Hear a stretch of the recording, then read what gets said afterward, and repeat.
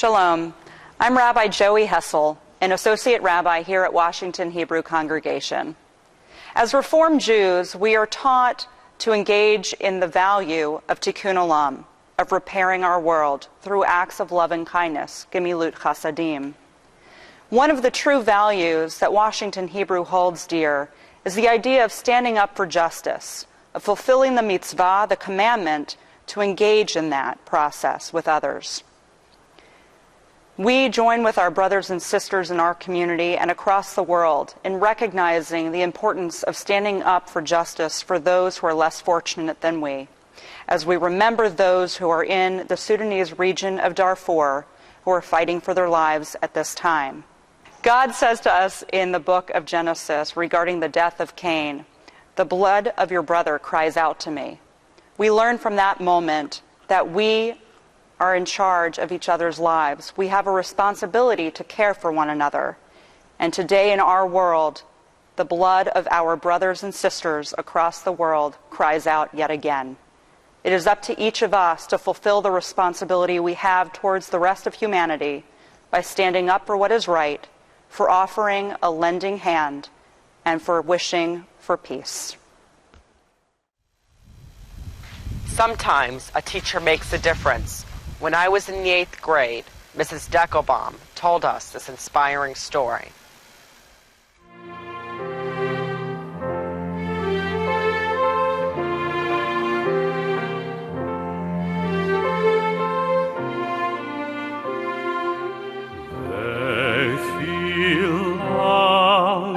To a land that I will show you, Lech Lecha, to a place you do not know. Lechi Lach, on your journey I will bless you, and you shall be a blessing. You shall be a blessing. You shall be a blessing. Lechi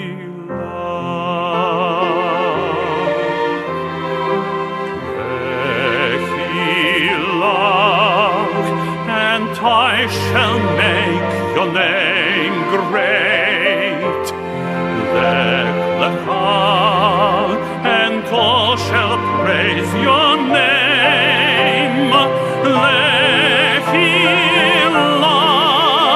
To the place that I will show you. L'simchat Chaim, l'simchat Chaim, l'simchat Chaim,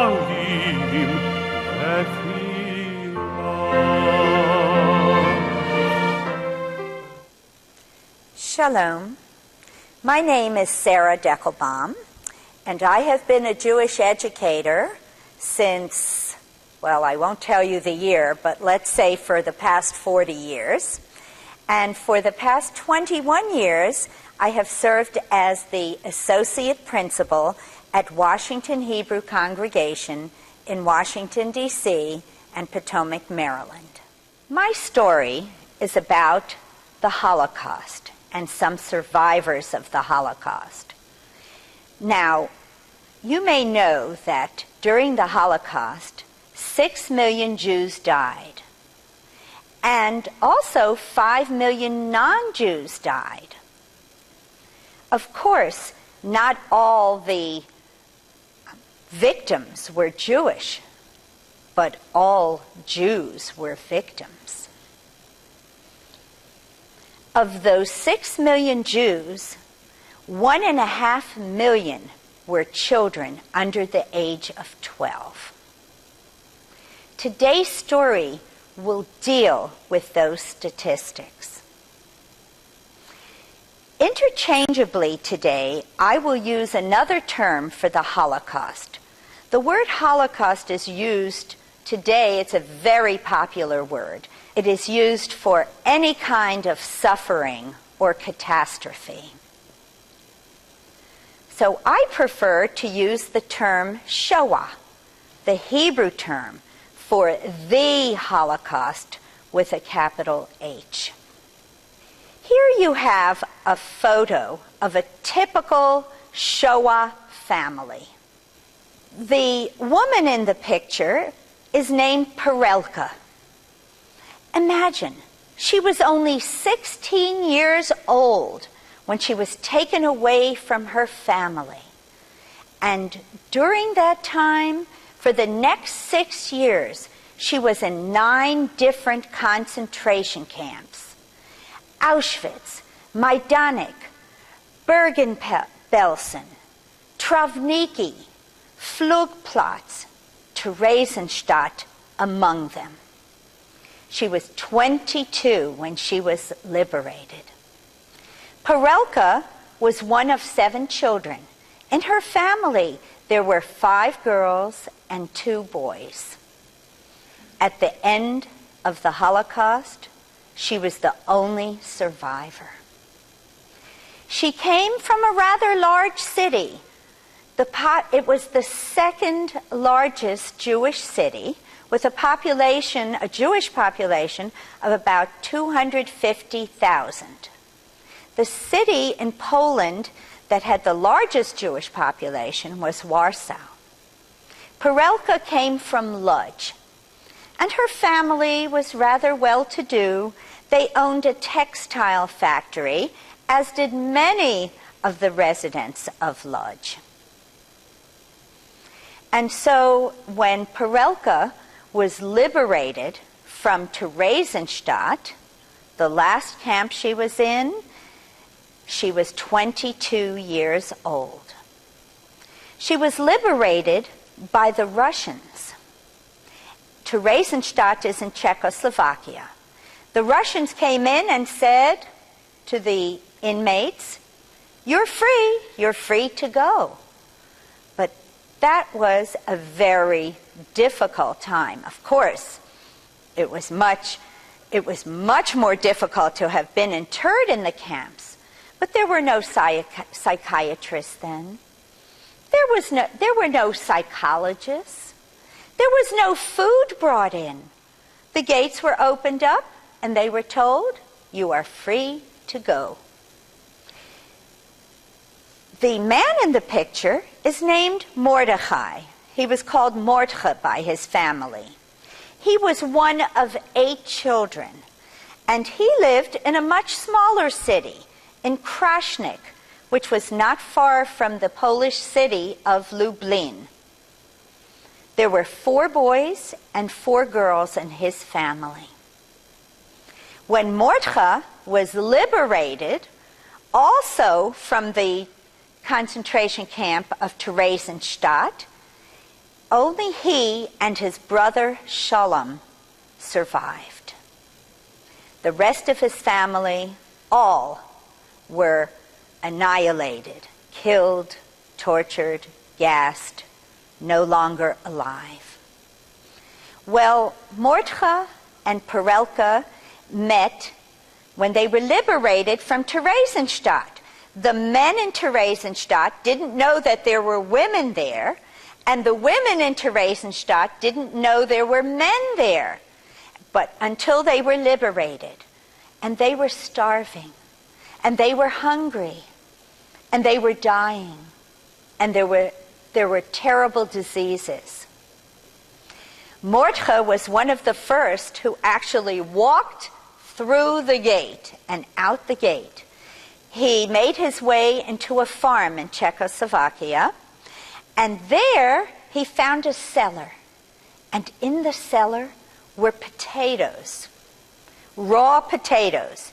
He carried as much as he could back to Theresienstadt, and to be a hero to the women, he went to them first.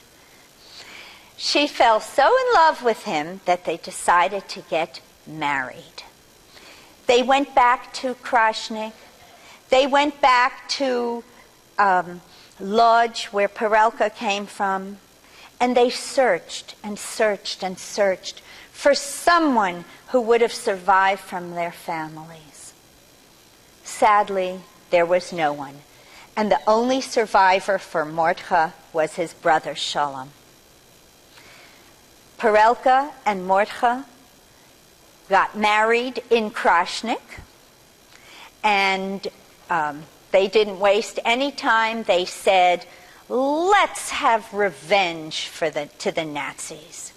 Let's revenge Hitler's atrocities, because Hitler meant to destroy all the Jewish people. He meant to follow through with a complete genocide. And so, Perelka and Mordcha, just like so many survivors, decided to get married. The ultimate revenge, the ultimate resistance, form of resistance, and start families as soon as possible. Perelka was 7 months pregnant when she and her husband Mordcha set out for a very treacherous journey. You see, Perelka said she did not want to have a baby born in Poland. Do you know why? Who occupied Poland at that time? The communists. And so the only way one could get out from behind that iron curtain, from behind communist-occupied Poland, was to escape. And in the middle of the night, Perelka, so pregnant, and Mordcha joined about 39 other Jews who were going to escape. In the middle of the night, they were led by the Bricha. Do you know who the Bricha were? They were Palestinian agents. Now you may say, Palestinian? The Palestinians helped the Jews escape? No.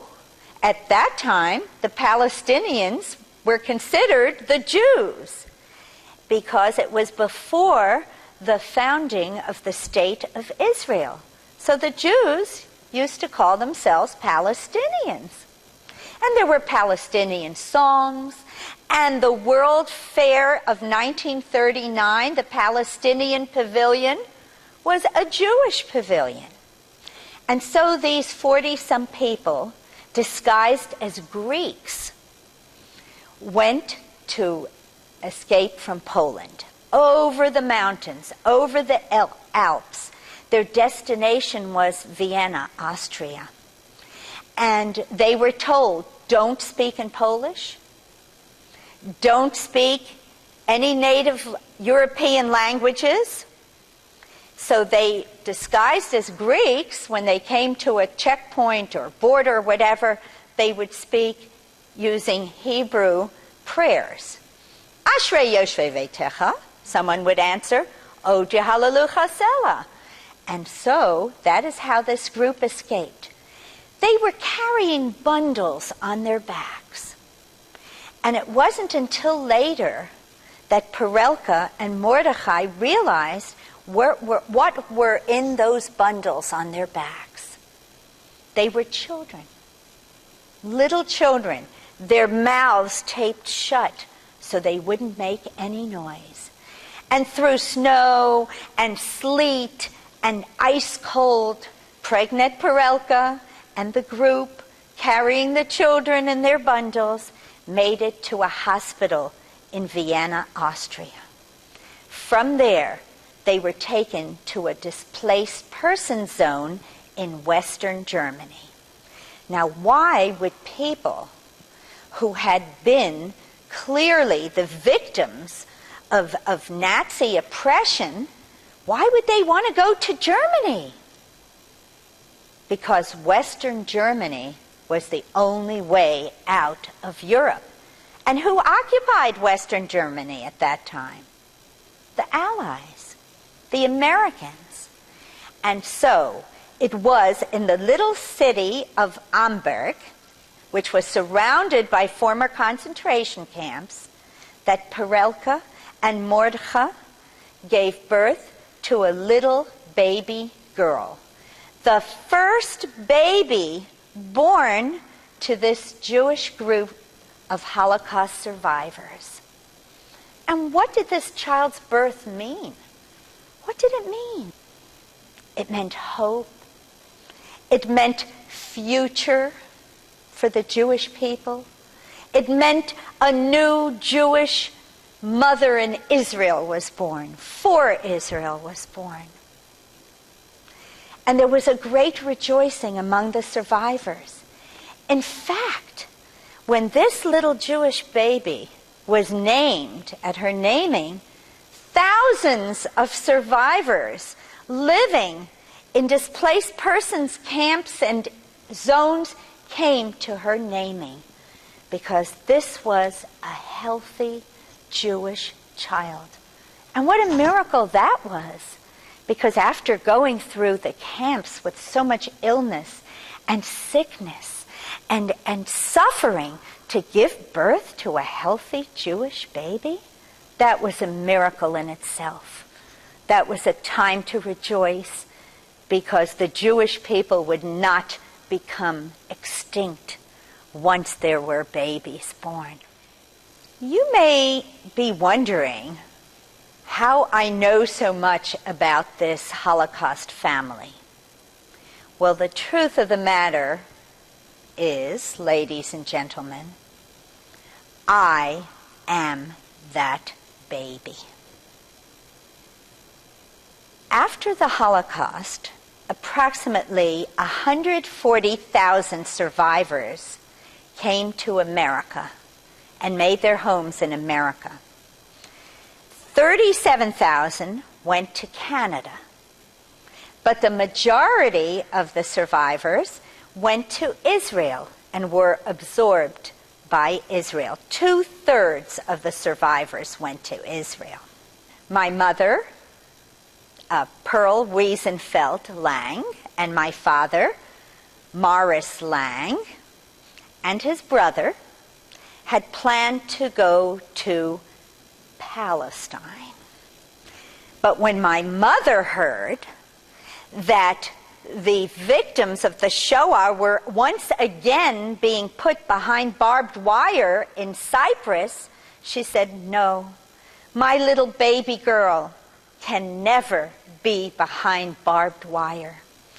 And luckily, my father found a distant relative living in Brooklyn who was willing to sponsor our coming to America.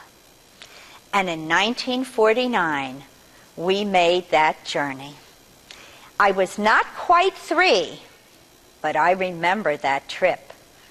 We came on a ship called, it was a rickety ship, the General Taylor. And was I sick. Everybody was sick on the voyage to America. Now I want to tell you a little about my family. You know, when I grew up, I never knew a grandma, a bubby, a grandfather, a Zadie. I never had an aunt or an uncle or cousins. But you're saying, but you had your Uncle Sholem, right? He survived. Not so. On my first birthday in Hamburg, Germany, Uncle Sholem was on his way to the bakery to buy a cake for my birthday. And he was attacked, strangled, and shot by a Nazi. That was in 1947. That was not unusual. In Kielce, Poland, 36 Jews were killed after surviving the Holocaust and returning back to their home. Europe was a dangerous place for Jews, even after the Holocaust. And so my father's only surviving relative was slaughtered and killed a year after I was born in Germany. My parents were liberated in May of 1945. And when the Russian troops came into Theresienstadt, you may recall that Theresienstadt was where the poems were written. Among them, I Never Saw Another Butterfly. It was probably the least hostile of all the terrible camps.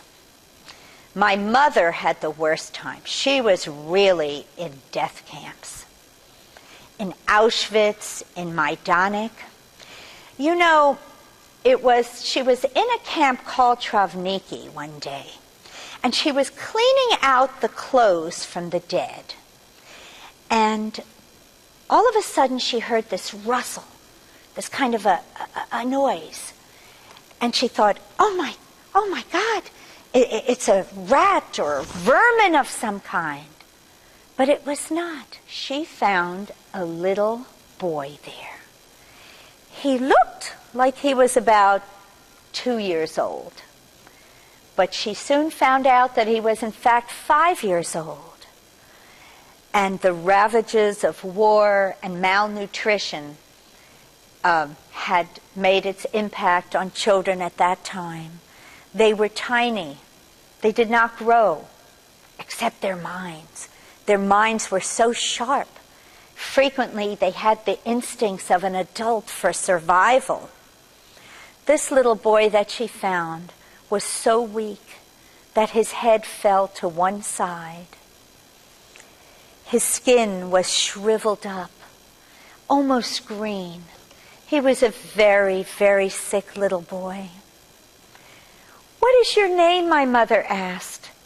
She said, "What is your name, mein Kind?" So he knew that she was Jewish and not the enemy. And he told her his name was Maruchek. That would be equivalent to Mark in America. Maruchek came from Warsaw, and he witnessed his mother being shot dead in front of his eyes as he hid under a bed between some mattresses. When his father came home, they tried to escape, but soon they were rounded up and sent to a concentration camp.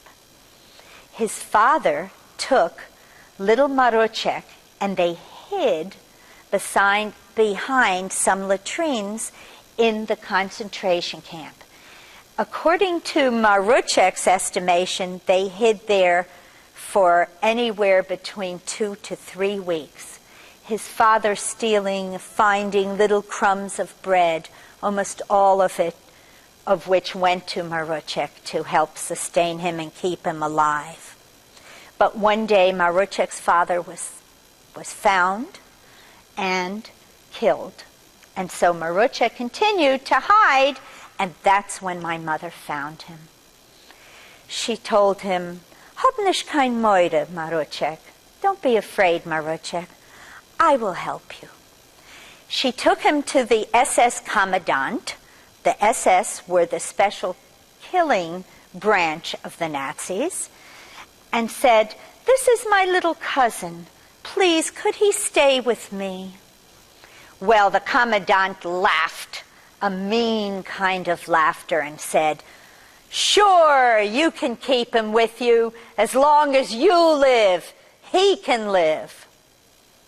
Of course, he implied that neither my mother nor the little boy would live for very long.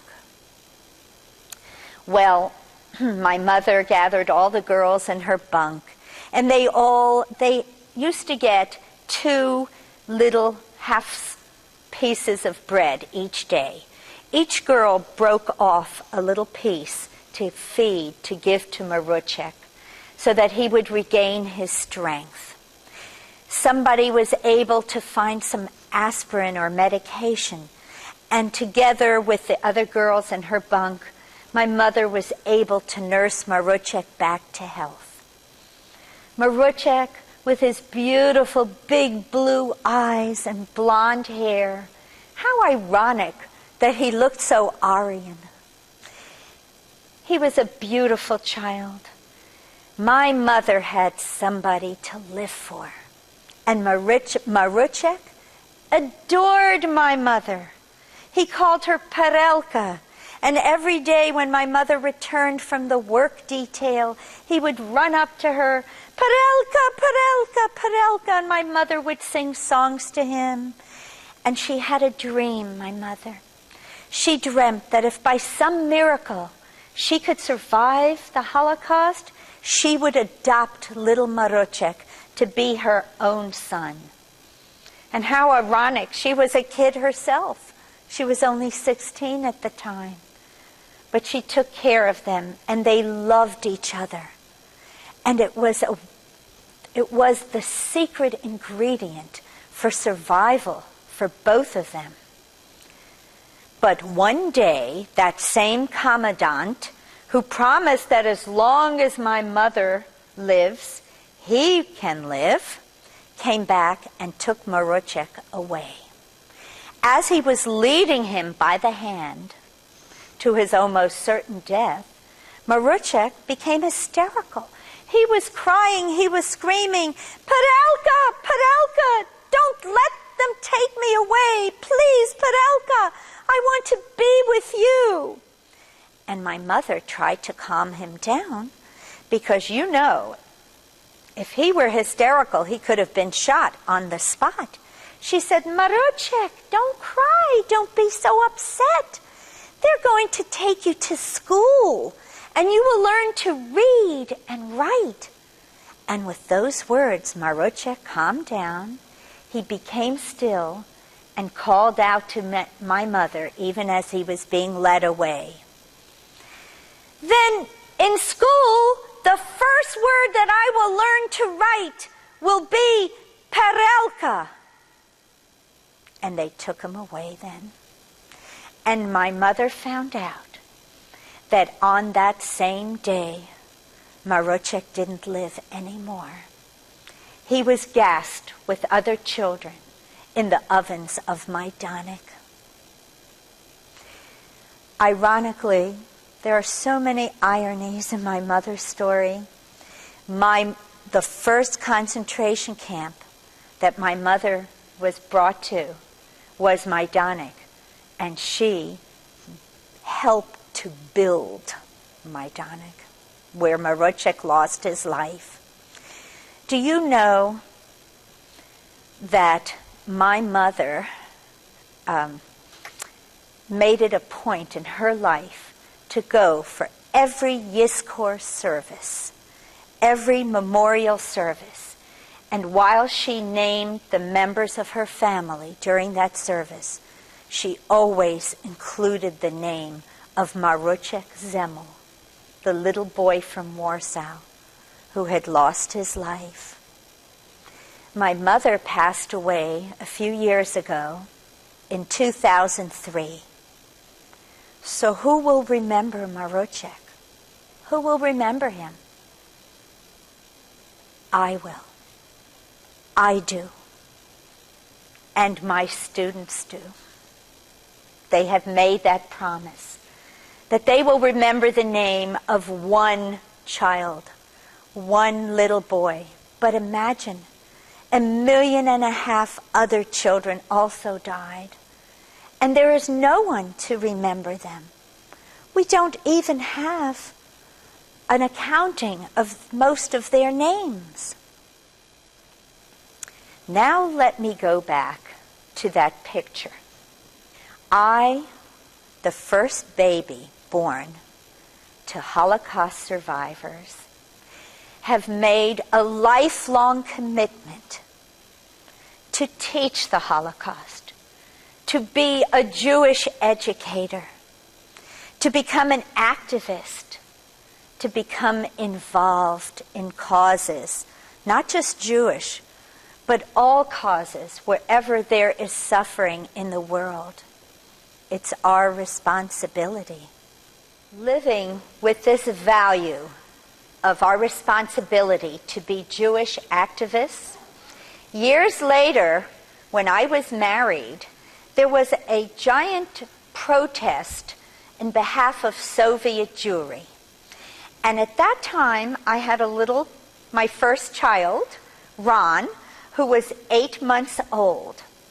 I decided that I would make him the youngest protester, and I made him a sign that said, "Free my little brothers."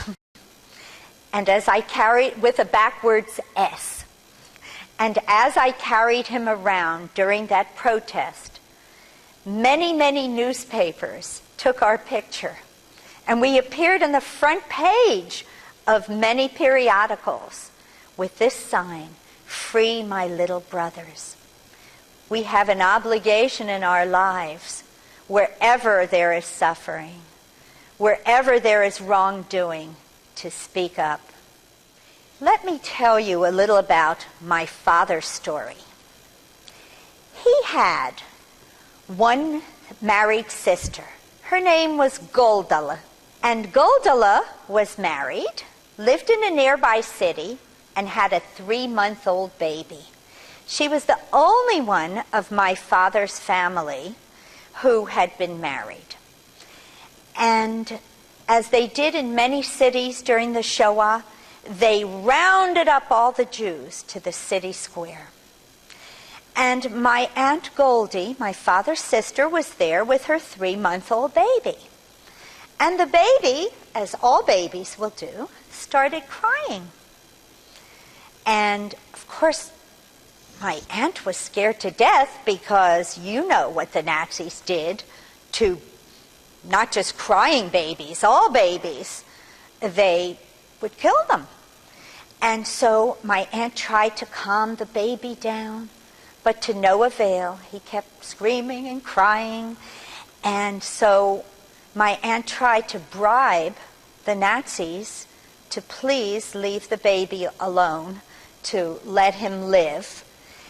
The people from the city tried to offer gold pieces and bribes, but to no avail. The Nazis would say things like, "Shut that Jewish dirty pig up," you know.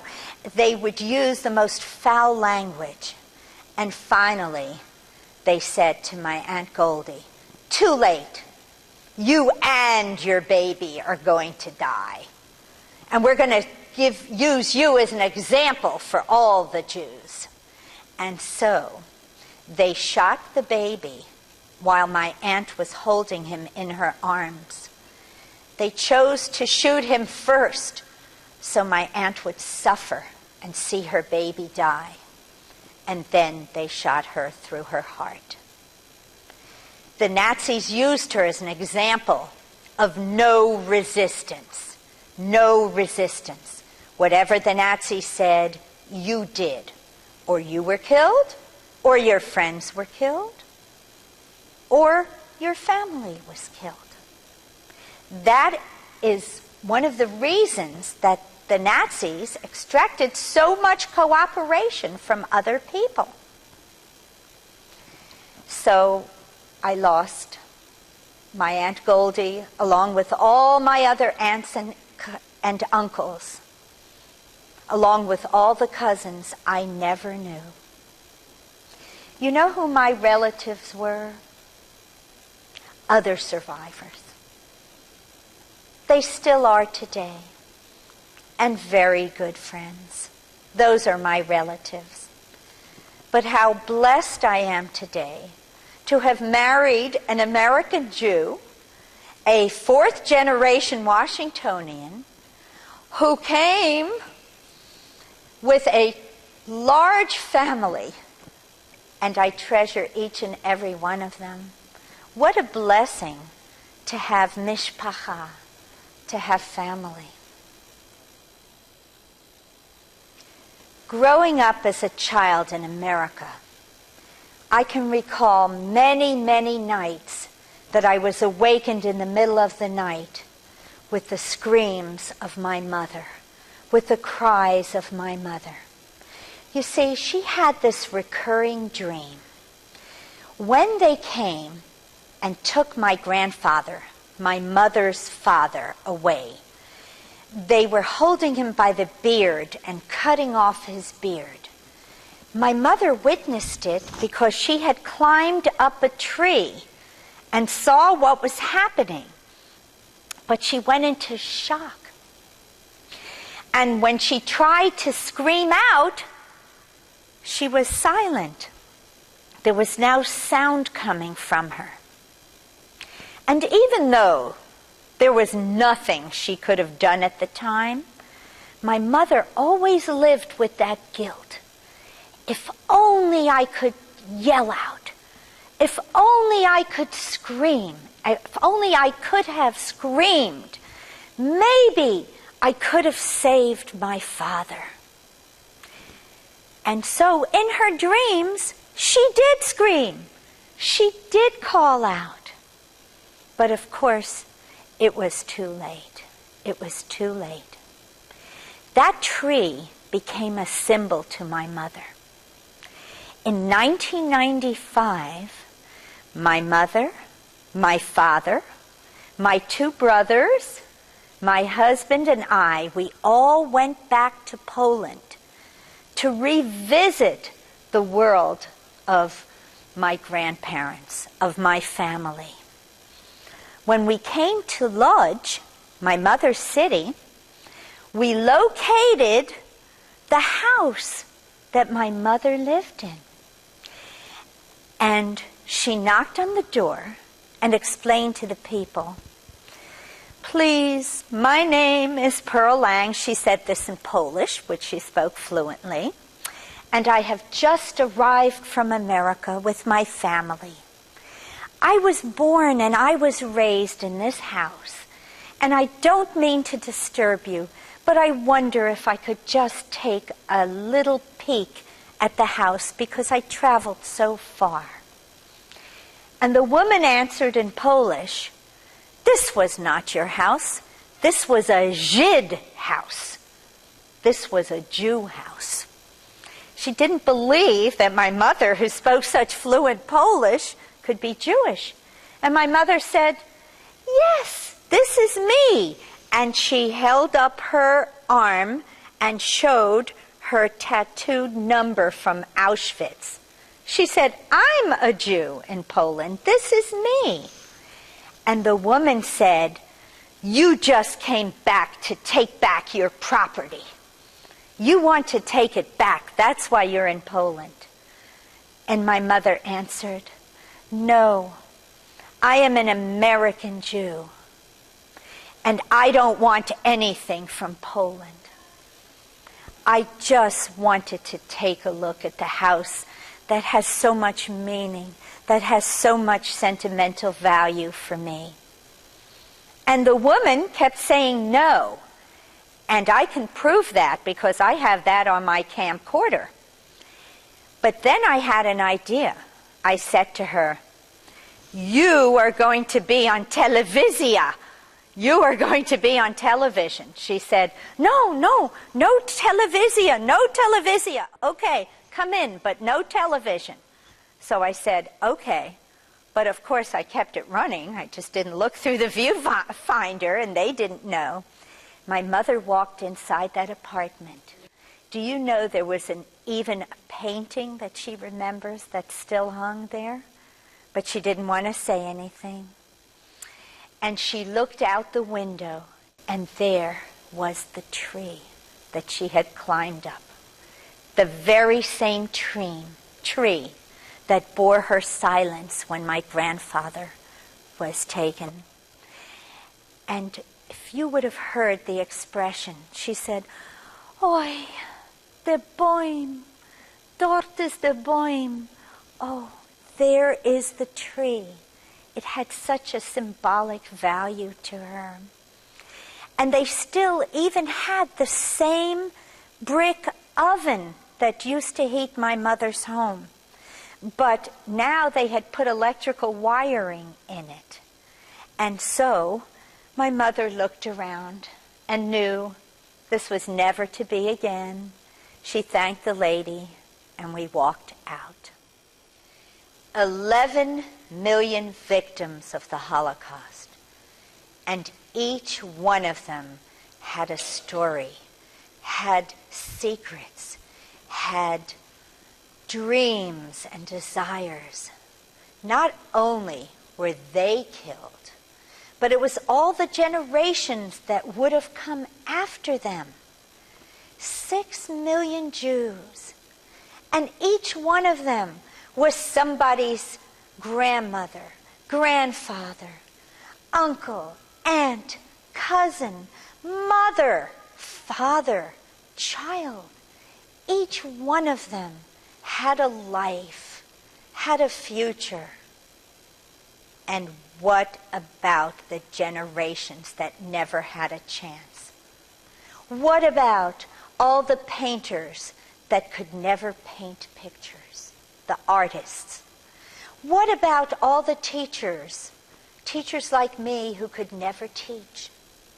What about all the singers who never had a chance to sing?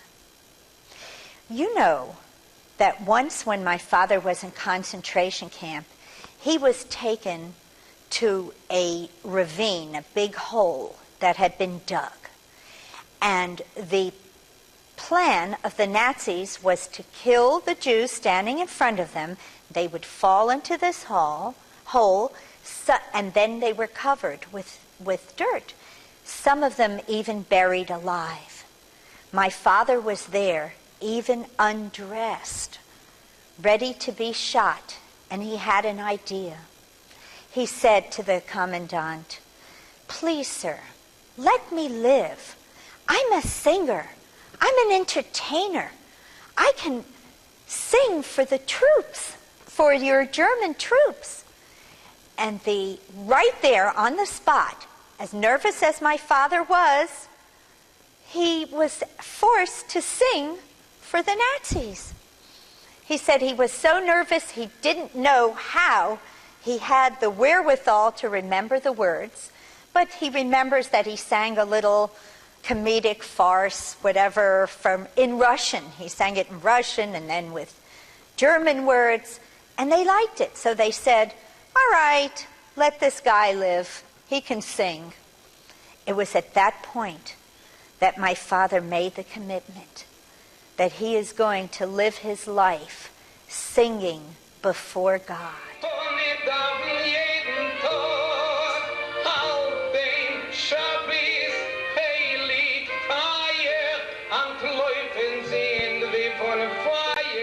And he studied at the Jewish Theological Seminary after we came to America, and he became a cantor for almost 50 years.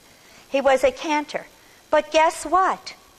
He just got a job for the high holidays. I'm not going to say how old he is, 86, but he does a great job. And thank God he's healthy and can take care of himself. And he still sings based on that commitment that saved his life. Did you know that my mother's parents, owned a textile factory, and their foreman was a non-Jewish Polish man whom they were very close to. He was like family. He joined them at every family dinner, Jewish celebrations, non-Jewish celebrations. He was like a member of the family. And they called him over, and my grandfather removed a brick from the wall and said to him, "Listen, these are very, very hard times for the Jews, and we may have to leave, but I want to show you we are putting all our family jewels and all our money behind this brick." And then they closed the brick and cemented it in. Then they said to him, "If by some chance we don't return after the war, we want you to have this money. We want you to have these valuables." And the next day, this trusted, quote-unquote, friend of theirs came back with the Nazi police and said, here it is, here's their valuables. They were trying to hide it. Obviously, he was paid off. Obviously, he didn't want to wait till the end of the war. He wanted the money right there and then. And so it was a betrayal of friends and neighbors that haven't happened so often to the Jewish people. They were the people who weren't the perpetrators, but they were the people who wanted to benefit from the tragedy that was happening. And they were also the people who kept silent. So many stories, so many unbelievable happenings. I remember when my mother told me that she was while she was lying on the bunks, hard bunks, there were maybe 10 women on one small section. And if someone needed to turn around to roll over to the other side, all 10 had to roll over. And my mother told me how the girls used to talk, and they said, when the world finds out what's happening here, there will be such an outcry. They won't believe it. For hundreds of years afterwards, they will talk about this. They would never, ever, ever let something like this happen. The world. The world. Unfortunately, most of the civilians were not fortunately, most were not perpetrators. That was only a very small percentage who were actually Nazis, who were actually carrying out Nazi orders, who were actually cooperating fully with the Nazis. They were the perpetrators. That was a very small percentage. Most people were not. But you know what they were? They were silent. They didn't say anything. They didn't do anything. And even after they found out, they said, never again, never again.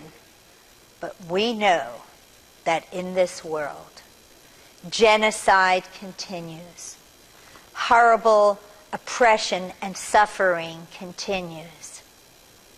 And it is our responsibility as Jews, as human beings, not to be silent. You remember the tree and when my mother's voice was silent? We must use that as a symbol and remember that it is our responsibility, that it is our obligation not to just write a letter here and there, but to speak out, to shout out, to cry out. Look what's going on in Darfur in the Sudan region today. Look what's going on. I hope that each one of us will commit to speaking out, to shouting out. During the Holocaust, we said, never again. With Darfur, we say, not on our watch. Let me hear you say it. Not on our watch.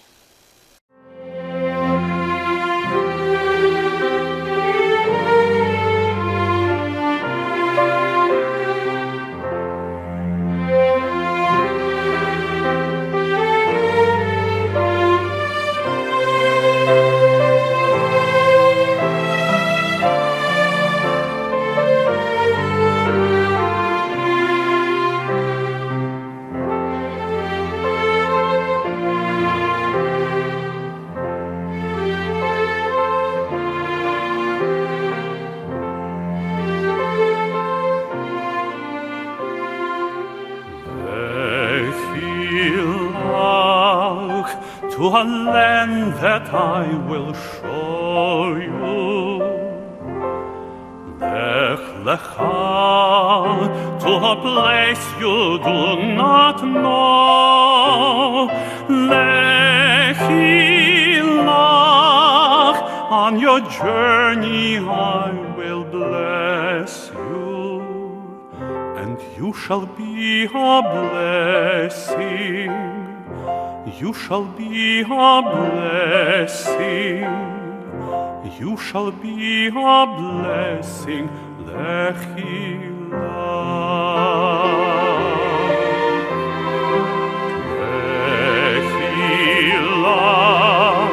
and I shall make your name great. Lech Lecha, and all shall praise your name. Lechi Lach, for the place that I will show you. L'simchat Chaim, l'simchat Chaim, l'simchat Chaim,